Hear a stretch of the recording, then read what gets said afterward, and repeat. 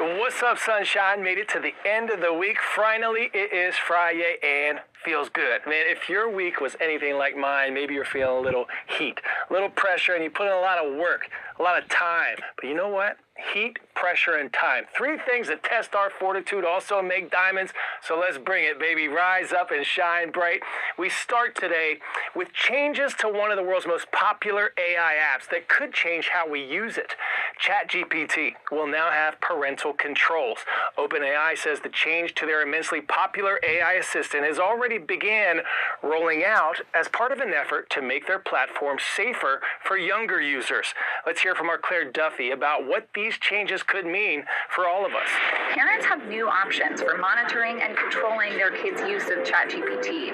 OpenAI rolled out new parental controls on Monday, just 1 month after the company was sued by the family of a 16-year-old. To set up these new parental controls, parents can go to the Settings tab in the ChatGPT app and invite their teen to link accounts by sending a text or an email. Once the teen accepts, they'll be placed into new content restrictions, so the chatbot will be less likely to serve them graphic content or extreme beauty ideals. Parents can also turn on controls such as setting quiet hours when ChatGPT won't be available to their teen. They can turn off image generation and voice mode, and they can also opt out of having their teen's data used to train OpenAI's models.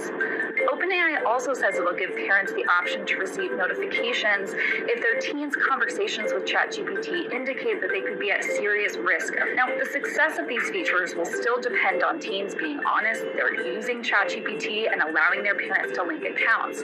Teens can unlink their accounts at any time, and parents will receive a notification.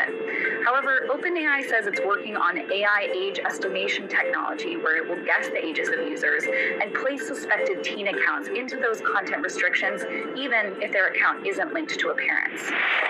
The flotilla, or fleet of ships that's been attempting to bring humanitarian aid to Gaza by sea, has been stopped. Israel says its military halted dozens of the ships about 70 nautical miles from Gaza. The people in the ships were attempting to breach the Israeli naval blockade that's been in place there since Hamas took control of the enclave in 2007. Live stream video appeared to show Israeli forces boarding the vessels and detaining dozens of people, including Swedish activist Greta Thunberg. Now, she had already been warned that any attempt by anyone would be stopped, no matter their intentions. So she pre-recorded this message in the event that she was indeed detained. My name is Greta Thunberg. I'm a citizen of Sweden. If you are watching this video, I have been abducted and taken against my will by Israeli forces. Our humanitarian mission was non-violent and abiding by international law. Please tell my government to demand my and the others' immediate release. Following the incident, the Israeli Foreign Ministry posted a video of Thunberg along with a message saying that the activists are, quote, safe and healthy. Flotilla organizers have called the interception a, quote, illegal attack on humanitarians. Demonstrators from around the world gathered to protest what the Israeli government did. Israel says, for their part, that the activists were, quote, not interested in aid, but provocation, and that they were attempting to breach a legal blockade. Israeli officials say the detained activists will now be brought back to Israel and subsequently deported. Pop quiz, hot shot. Aside from keeping each other so fresh and so clean, what role does grooming play for chimpanzees? Quelling hunger, showing dominance, social bonding, or looking for a banana? If you said social bonding, ding ding. Zoologists say grooming is how chimpanzee allies invest in friendships, which can then later help them when confronted by a challenging troop of chimps. One of the greatest conservationists of all time, Jane Goodall, has passed away at the age of 91. Her lifelong work as a primatologist helped change the way we study animals.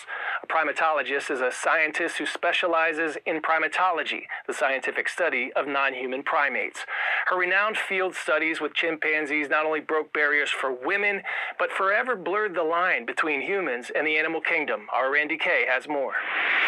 My dream when I was 11 years old, I will grow up, go to Africa, live with animals, and write books about them. For Jane Goodall, that dream came true. In 1957, Goodall met famed paleoanthropologist Louis Leakey, who hired her as his assistant and asked her to study chimpanzees in Tanzania. By 1960, Goodall had arrived for her studies in Africa. There was nobody out there doing anything. So what I knew was I've got to get the chimpanzees to trust me. Those early days with the chimpanzees would change the course of Goodall's life and lead to landmark discoveries. Goodall was first to inform the world that chimps ate meat. They had long been thought to be vegetarian. They also made and used their own tools. This was where I was meant to be. Goodall was fascinated by their intelligence and spoke about it with Anderson Cooper in 2007. Sure, their brain is just like ours, but a little bit smaller. They're capable of all kinds of intellectual things that we used to think unique to us. They have emotions, personalities, histories, live for 60 years, teach us a lot about ourselves. With each discovery, her love of chimps seemed to deepen. To Goodall, the chimps weren't specimens or numbers. She gave them names. Her work was eventually featured in a 2017 documentary simply called Jane. There were some who tried to discredit my observations because I was a young, untrained girl. Goodall was born in London, England. She got her PhD in ethology from Cambridge University, despite the fact she didn't have an undergraduate degree.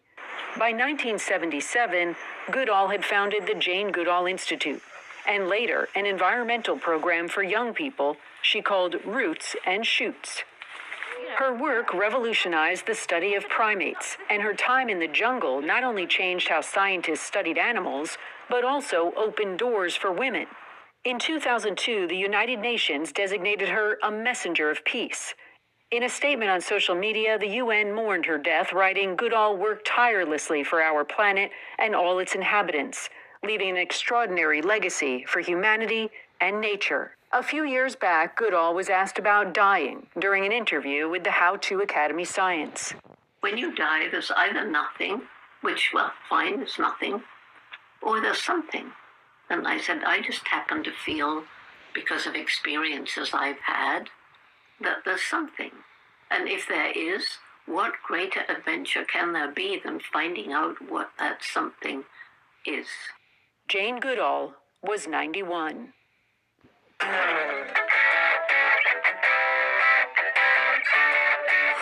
Today's story getting a 10 out of 10. Santos Bagos for life.